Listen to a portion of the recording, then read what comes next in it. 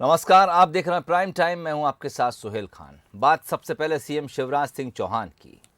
CM Shivraj Singh Chauhan प्रदेश को लेकर कितने सजग और सतर्क हैं, इसकी बानगी देखने को मिली कलेक्टर कमिश्नर कॉन्फ्रेंस में। बैठक शुरू तो हुई लेकिन खत्म होने का नाम ही नहीं ले रही थी। सीएम शिवराज सिंह चौहान ने लगातार बिना रुके करीब 7.5 घंटे तक बैठक की। कभी सीएम शिवराज सख्त नजर आए, अधिकारियों को चेताया और कभी अच्छे कामों की तारीफ कर उनका हौसला भी बढ़ाया। इस दौरान सीएम शिवराज ने कानून व्यवस्था को लेकर अधिकारियों की क्लास ली और सख्त निर्देश भी दिए। वहीं रोजगार और सरकार की योजनाओं के बेहतर क्रियान्वयन को लेकर भी उन्होंने चर्चा की।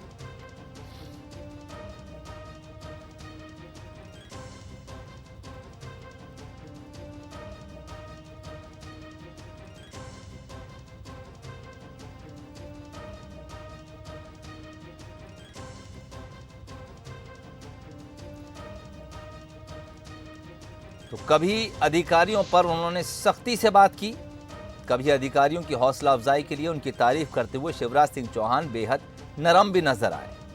लेकिन कड़े निर्देश जारी किए। 10 कड़े निर्देश प्रदेश के अधिकारियों को सीधे तौर पर दिए। डकैतों को पनपने नहीं देना है, हर जगह की सीसीटीवी मॉनिटरिंग होनी चाहिए, बड़े अपराध में लापरवाही बर्दाश्त नहीं होगी, महिला अपराध रोकना प्राथमिकता होगी, चिटफंड कंपनियों पर सख्त कार्रवाई की बात कही, माफिया गुंडे बदमाशों को नेस्त नाबूद कर देने की बात सीएम ने कही, ऑपरेशन मुस्कान में तेजी लाने के लिए बात कही, तो पीएम आवास का पैसा हितग्राहियों को मिले ये अधिकारियों को सुनिश्चित करने के लिए कहा। यह भी कहा कि जो भी काम करें व्यवस्थित रूप में करें, सभी जिले तालमेल बनाकर काम करें। ये सख्त निर्देश, कड़े निर्देश सीएम ने अधिकारियों को दिए। इसके अलावा जो लोग बेहतर काम कर रहे हैं उनका हौसला अफजाई की, उनकी तारीफ की, लेकिन जो लोग कोताही बरत रहे हैं उनको शिवराज सिंह चौहान ने सख्त लहजे में चेता भी दिया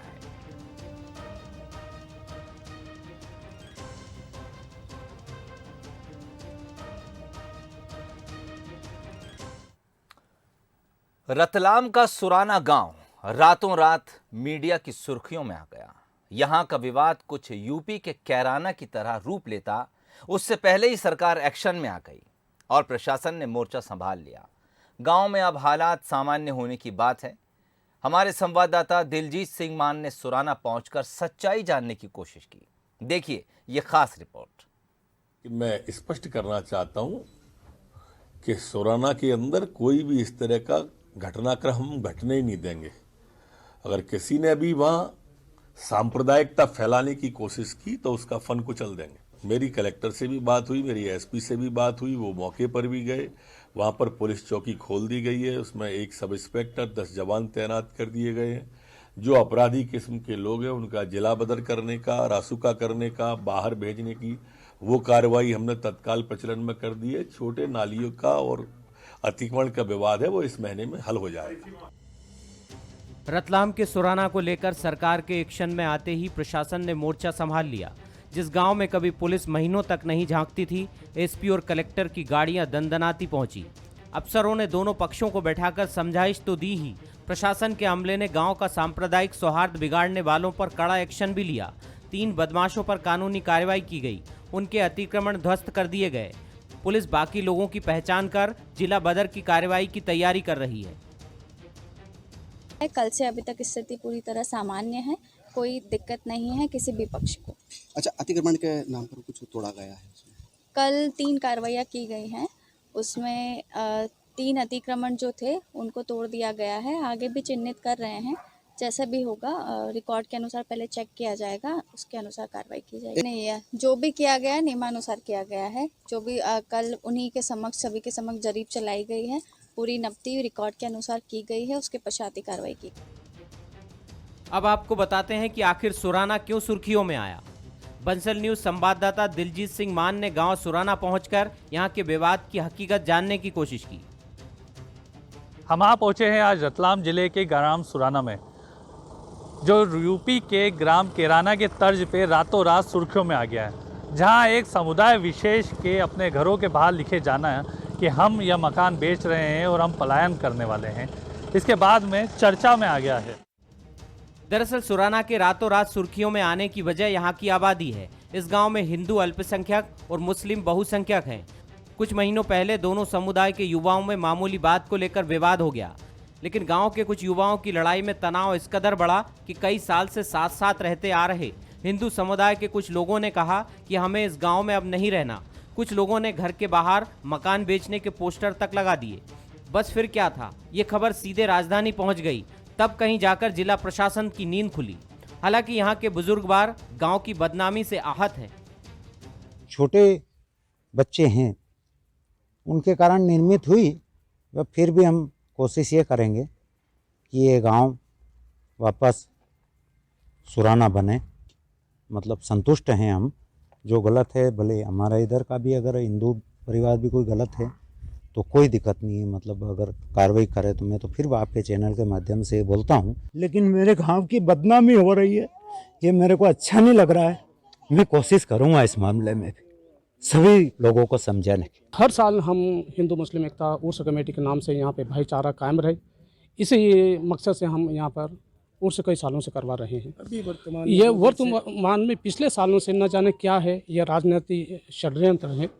कुछ लोगों की वजह से, जैसे मुझे राहत हिंदोरी का शेर याद आता है 2 लाइनों में, कि जो जुल्म करते हैं वो इतने बुरे नहीं होते, सजा न देकर अदालत बिगाड़ देती है। विवाद का असली कारण जो भी हो, लेकिन इस गांव की कभी हिंदू मुस्लिम एकता की मिसाल दी जाती थी। गांव में दोनों समिति थी, हर साल मेला लगता था, उर्स लगता था, जिसमें दोनों समुदाय मिलकर उत्सव मनाते थे। लेकिन पिछले 2 साल से कोरोना में कोई गतिविधि नहीं हुई। कोरोना के कारण भी गांव के युवा और बुजुर्गों में दूरी बढ़ी। विवाद की एक बड़ी वजह सोशल मीडिया भी है, और सबसे बड़ी वजह गांव के कुछ लोगों में राजनीतिक महत्वाकांक्षा का उबाल मारना भी है। पुलिस प्रशासन द्वारा यहाँ चौकी का निर्माण करा दिया गया है, वहीं यहाँ पर पुलिस कर्मियों की पदस्थापना भी कर दी गई है। 2 दिन के विवाद के बाद में अब स्थिति सामान्य होती नजर आ रही है। वहीं जिला प्रशासन इस पर पैनी नज़र बनाए हुए है। बंसल न्यूज़ के लिए रतलाम के ग्राम सुराना से दिलजीत सिंह मान की रिपोर्ट। और अब बात करेंगे सियासत की। मध्य प्रदेश बीजेपी ने गुरुवार को बूथ विस्तार मिशन की शुरुआत कर दी। खजुराहो के उदयपुरा में वीडी शर्मा ने इसकी शुरुआत की तो भोपाल में भी इसकी लॉन्चिंग हुई। वहीं 21 जनवरी को सीएम शिवराज सोनकच्छ जाएंगे। कुल मिलाकर बूथ पर फोकस है। उधर कांग्रेस भी ग्राउंड पर डटी हुई दिख रही है। उसके भी सदस्यता अभियान, जन जागरण अभियान, घर घर चलो कैंपेन लगातार चल रहे हैं। देखिए ये रिपोर्ट। मैदान पर बीजेपी और कांग्रेस। बीजेपी की बूथ विस्तार मिशन की शुरुआत। मार्च तक कांग्रेस का चलेगा सदस्यता अभियान। 2023 के लिए ग्राउंड पॉलिटिक्स। 20 जनवरी से मध्य प्रदेश में बीजेपी ने 2023 के विधानसभा चुनाव की जमीनी कसावट शुरू कर दी है। वैसे तो बीजेपी का बूथ पहले से ही मजबूत है, लेकिन उसे पार्टी और विस्तार देने जा रही है। खजुराहो के उदयपुरा से वीडी शर्मा ने नए मिशन की शुरुआत की, और तो और यहाँ कार्यकर्ताओं के घर खाना भी खाया। तकनीकी के आज के युग में ऐप के माध्यम से डिजिटल बनाना, बूथ रजिस्टर के माध्यम से बूथ की सारी जानकारी अपने हाथ में लेना। जो एक रजिस्टर बूथ पर रहेगा, एक रजिस्टर मंडल के अंदर जाएगा। और ये एक बड़ा भारतीय जनता पार्टी के कार्यकर्ताओं का एक, जिसको हमने फिजिकल वेरिफिकेशन कहा है और डिजिटली डिजिटलाइजेशन कहा है, ये दोनों काम एक साथ हम लोग कर रहे हैं। और इसमें मुझे लगता है कार्यकर्ताओं का बड़ा व्यापक उत्साह है और उसका अलग प्रकार का अनुभव है। भोपाल में भी बूथ विस्तार मिशन की शुरुआत हुई। जैसे शुक्रवार यानी 21 जनवरी को सीएम शिवराज भी सोनकच्छ जाएंगे, जहां ज्योतिरादित्य सिंधिया और उमा भारती भी मौजूद रहेंगे। चूंकि 20 तारीख से लेकर 30 तारीख तक हम सब कार्यकर्ताओं को बूथ पर प्रवास करना है। मैं भी आज गोविंदपुरा विधानसभा के मैसरोद मंडल के बूथ क्रमांक 337 पर हूँ। हमारे सारे जनप्रतिनिधि, हमारे मंडल के कार्यकर्ता, जिले के पदाधिकारी, जिले के कार्यकर्ता, सब कार्यकर्ता, कुल मिला के भोपाल में हमने 1696 बूथों पर 447 शक्ति केंद्र बनाए हैं। विधानसभा चुनाव के करीब 18 महीने पहले बीजेपी जमीन पर कोई कसर नहीं छोड़ना चाहती, और कांग्रेस भी इसी दिशा में आगे बढ़ रही है। हाल ही में बैठक में सदस्यता अभियान की सुस्ती पर कमलनाथ की नाराजगी इसी बात की ओर इशारा है। उन्होंने तो मार्च के अंत तक सदस्यता अभियान का लक्ष्य भी तय कर दिया है, यानी कांग्रेस भी ग्राउंड पर उतनी ही मुस्तैद है जितनी बीजेपी। कांग्रेस जन जागरण अभियान भी चला रही है। इतना ही नहीं, घर घर चलो कैंपेन भी पार्टी ने लॉन्च किया है। समझा जा सकता है कि 2023 की जंग कितनी जोरदार रहने वाली है। Bureau report, Bansal news. और अब बात यूपी की सियासत की। समाजवादी पार्टी के मुखिया अखिलेश यादव मैनपुरी की करहल सीट से विधानसभा चुनाव लड़ेंगे। काफी कयासों के बाद आखिर पार्टी ने अखिलेश की सीट का ऐलान कर ही दिया। मैनपुरी जिले की करहल सीट अखिलेश के लिए काफी सुरक्षित मानी जा रही है। ये समाजवादी पार्टी की परंपरागत सीट है। मुलायम सिंह यादव भी यहीं से पहली बार विधानसभा चुनाव जीते थे। करहल मुलायम सिंह यादव के गांव सैफई से महज 4 किलोमीटर की दूरी पर है। करहल विधानसभा सीट पर समाजवादी पार्टी का 7 बार कब्जा रहा है। 2007 के बाद से ही यहां सपा का कब्जा लगातार है, यानी यादव बहुल इस सीट के जातिगत समीकरण भी अखिलेश के पक्ष में है। मैनपुरी के सपा कार्यकर्ताओं ने कल ही इस सीट से लड़ने के लिए अखिलेश को आमंत्रण दिया था और उसके बाद से ही करहल से उनके नाम की चर्चा शुरू हो गई थी।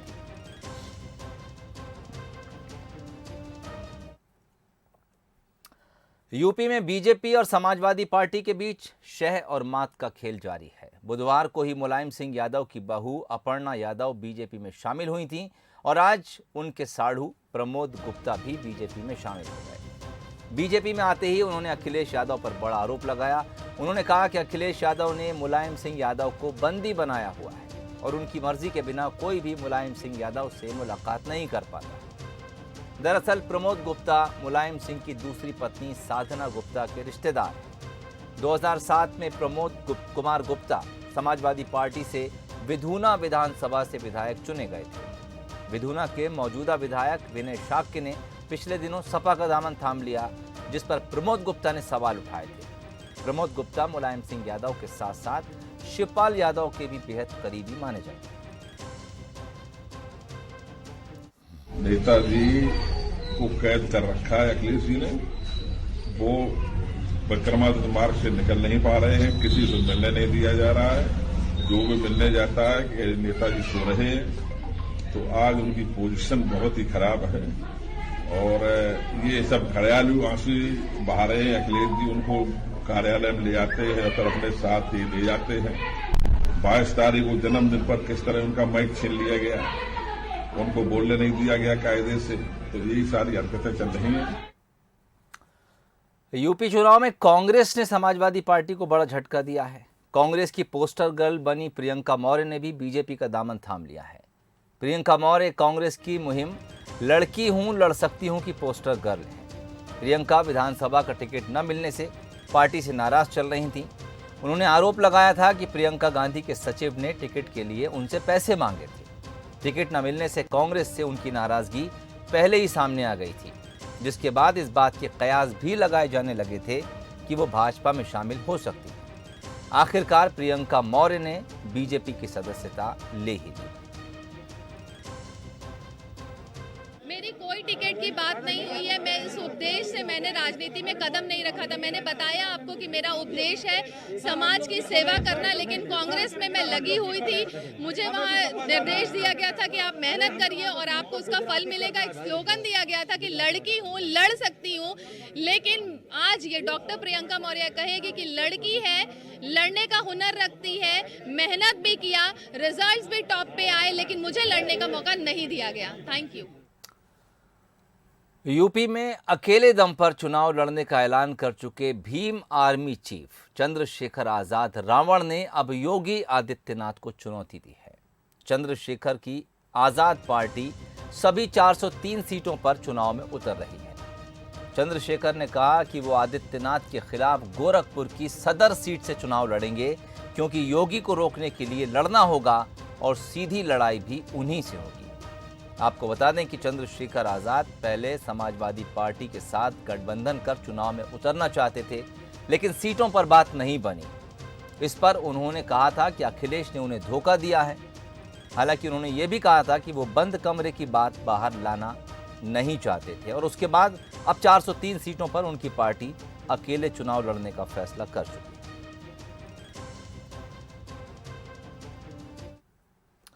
खबरें अभी और भी हैं, लेकिन प्राइम टाइम में यहाँ रुकेंगे एक बहुत छोटे से ब्रेक के लिए।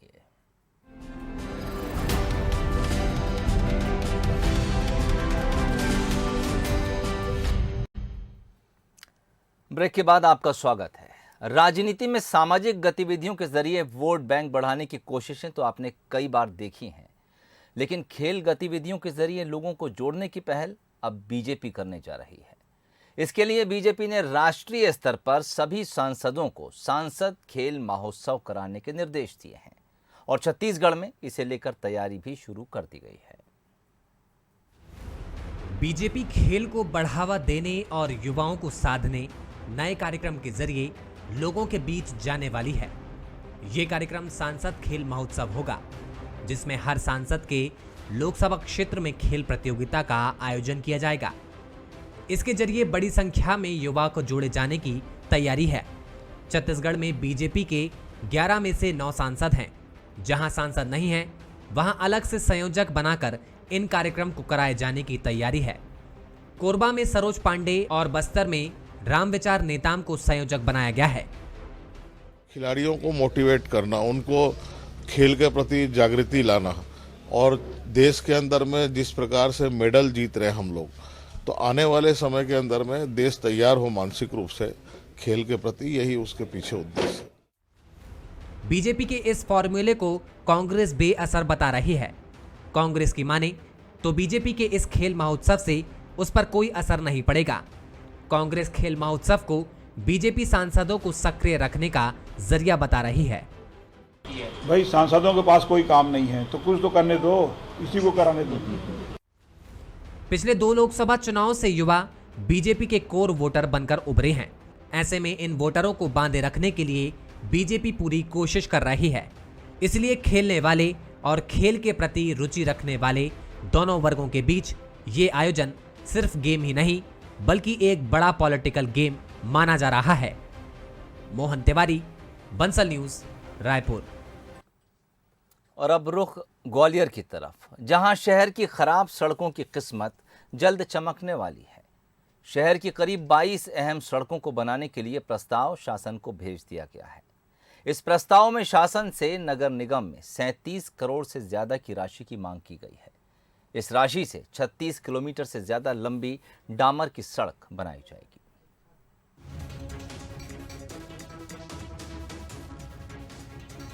ग्वालियर शहर की कई सड़कें खस्ताहाल हैं। खराब सड़कों के चलते जनता को काफी परेशानियों का सामना करना पड़ता है। खराब सड़कों को लेकर सियासी बयानबाजी भी आए दिन देखने को मिलती है, लेकिन अब जल्द ही शहर की खराब सड़कों की किस्मत बदलने वाली है। सड़कें चकाचक होंगी, इसके लिए निगम ने शासन से राशि देने की मांग की है। अभी हम लोग के पास 2-3 ऑप्शंस होते हैं। जैसे अभी स्मार्ट सिटी के माध्यम से कुछ हम लोगों को काम सैंक्शन हुए हैं 45 करोड़ के। हम सीएम इंफ्रास्ट्रक्चर में हमारे लगभग 12 करोड़ के काम की भेजी हुई फाइल हम लोगों ने भोपाल में। फिर अभी हम लोग को कुछ और भी भोपाल से पूछा गया था, प्रपोजल मांगा था, हमने 37 करोड़ का वही भेजा है, जिसमें हम 40 mm की जो एक टॉप लेयर वो बनाने की बात कर रहे हैं। शहर की सड़कें तो इतनी ख़राब हैं कि जहाँ से भी गाड़ी लेके निकलते हैं हर जगह ये समझ लो कि हर 2 दिन पे गाड़ी रिपेयर कराओ, पेट्रोल उसकी वजह से और एक्स्ट्रा लग रहा है। और रोड तो गंदी यही है कि आप कोई भी वाहन लेके निकल जाओ, चाहे ऑटो हो, टेम्पू हो, बाइक हो, कार हो, हालत ख़राब है हर जगह की। बीजेपी की माने तो शहर की सड़कें सुंदर हों, इसके लिए लगातार कोशिश कर रहे हैं। निगम के अधिकारी भी इस दिशा में लगे हुए हैं। सीएम शिवराज सिंह चौहान के पास भी ग्वालियर की प्रमुख सड़कों को बनाने के लिए राशि मुहैया कराए जाने का प्रस्ताव पहुंचाया गया है। जल्द ही राशि मिलेगी और यहां की सड़कें चमचमाती दिखाई देंगी। शहर हमारा सुंदर बने, अच्छा बने, आने जाने के भी रास्ता एकदम रोडें चमाचम हो, ऐसा प्रयास जनप्रतिनिधियों का भी है और स्थानीय प्रशासन का भी है। और ये विकास एक निरंतर प्रक्रिया है, इसलिए रोडें भी बनेंगी। अमृत योजना के तहत वाटर लाइन, सीवर लाइन और चंबल से शहर के लिए पानी भी आएगा। हालांकि कांग्रेस इसे एक सपना मान रही है। कांग्रेस का कहना है कि कई बार प्रस्ताव बनाकर शासन को भेजा है, लेकिन अब तक खराब सड़कों को बनाने के लिए कोई बजट नहीं मिला है। अभी स्थिति ये है कि पूरे ग्वालियर महानगर में सभी सड़कों पे धूल के गुब्बारे उड़ रहे हैं और जिसके कारण लोगों को अस्थमा हो रहा है, बच्चे बीमार हो रहे हैं, अस्थमा के शिकार हो रहे हैं। और लगातार जिस प्रकार अमृत के कारण, स्मार्ट सिटी के कारण शहरों की जो बदहाल स्थिति हुई है, शासन ने पैसे के लिए सरकार को पत्र भेजा है, प्रस्ताव भेजा है और सरकार पे खुद ही पैसा नहीं है। पता नहीं कब पैसा आएगा, कब सड़कें बनेंगी और ऐसी स्थिति में जनता कब तक परेशानी होगी, देखना है अभी। फिलहाल लोगों को इंतजार है कि शहर की सड़कें बेहतर हों ताकि उनकी परेशानी कम हो सके। जिम्मेदार नेता और अफसरों के दावे तो यही कह रहे हैं कि ग्वालियर सड़कों के मामले में अपनी अलग पहचान बनाएगा। प्रहलाद सेन, बंसल न्यूज़, ग्वालियर। अभी तक आपने चाय तो कई बार पी होगी, लेकिन क्या आपने कभी चाय का कप खाया है? सुनने में कुछ अजीब ज़रूर लग रहा होगा, लेकिन अनूपपुर में मिलने वाली स्पेशल चाय आजकल इसी खासियत की वजह से चर्चा में है। तो आइए देखते हैं क्या खास है इस चाय में और ख़ास तौर से इस चाय के कप में। अनूपपुर में मिलने वाली पंचायत चाय की चर्चा पंचायत चुनाव से भी ज्यादा है। चर्चा हो भी क्यों ना, इसको पेश करने का तरीका भी ऐसा है कि चाय के साथ साथ लोग कप भी खा जाते हैं। इससे ना तो कचरा फैलता है, ना ही प्रदूषण। यहाँ चाय के 3 फ्लेवर मिलते हैं, चॉकलेट, इलायची और नॉर्मल कुल्हड़ वाली चाय, जो इन दिनों चर्चाओं में है। पूरे अनूपपुर जिले में अमलई में एक चाय पंचायत है। वहाँ पूरे कहीं नहीं मिलती है, लेकिन यहाँ एक मिलती है चाय, जिससे आप चाय पियो और कप भी खा जाओ तो बिस्किट का टेस्ट भी आता है उससे। कि हम जैसे कप खा लेते हैं तो इससे प्रदूषण भी नहीं होता है। तो जैसे बाकी दुकानों में मिलती हैं तो उनमें डिस्पोजल में देते हैं, तो फिर पीने के बाद चाय तो डिस्पोजल फेंक दी जाती है। हमारे अनूपपुर ज़िले के अमलई में जो चाय पंचायत की दुकान है, वहाँ हम चाय भी पीते हैं और कप भी खा जाते हैं। मतलब ये जो है बहुत अच्छी बात है कि चाय भी पीते हैं और कप खा जाते हैं। ये मैं अपने लाइफ में पहली बार पी रहा हूँ और खा रहा हूँ कप। अनूपपुर के अमलाई में रहने वाला यश यूं तो HDFC बैंक में नौकरी करता था, लेकिन एक दिन किसी बात पर माँ से विवाद होने के बाद उसके दिमाग में चाय की दुकान खोलने का आइडिया आया। इसके बाद यश ने चाय पंचायत नाम से चाय की दुकान शुरू की। यहाँ मिलने वाली चाय के साथ कप भी खाने का कॉन्सेप्ट लोगों को आकर्षित कर रहा है। इस चाय की कीमत 20 रुपए है। लोग चाय और कप को टेस्ट करने के लिए दुकान पर पहुँच रहे हैं। कई लोग सोशल मीडिया पर दुकान का पता ढूंढकर भी पहुँच रहे हैं। HDFC माइक्रो फाइनेंस पे जॉब करता था, तो मैं सुबह जब जा रहा था तो मेरे को बोली कि चाय पी ले। चाय पी रहा था तो थोड़ा सा हो गया, ऐसे माँ चिल्ला देती हैं, तो मैं बोला कि चाय पीते टाइम आप मेरे से पंचायत मत करो। तो मेरे माइंड में आ गया कि चाय पंचायत एक कैफ़े डालना चाहिए। मेरे कुछ दोस्त यार हैं हरियाणा के, उन्होंने मुझे इसके बारे में बताया, तो मैंने कहा कि क्यों ना अपने दुकान के लिए कुछ नया किया जाए। तो मैं वहाँ से लखनऊ से बिस्किट कप मंगवाया, जिससे प्रदूषण भी बचेगा और लोग बाग को नया चीज़ मिलेगा और लोग बाग चाय पीने के बाद कप भी खा जाते हैं। गर्म चाय की चुस्की न सिर्फ हमें तरोताजा कर देती है, बल्कि हमारे अंदर नई स्फूर्ति भी ला देती है। और जब बात अनूपपुर की स्पेशल चाय की हो तो फिर क्या कहने, जहां चाय के साथ साथ कप का स्वाद भी मिलता है। ब्यूरो रिपोर्ट के साथ विनय उपाध्याय, बंसल न्यूज़, अनूपपुर। चलिए, कभी अनूपपुर आइएगा तो ये चाय ज़रूर ट्राई कीजिएगा। बुलेटिन में फिलहाल इतना ही, इजाज़त दीजिए, नमस्कार।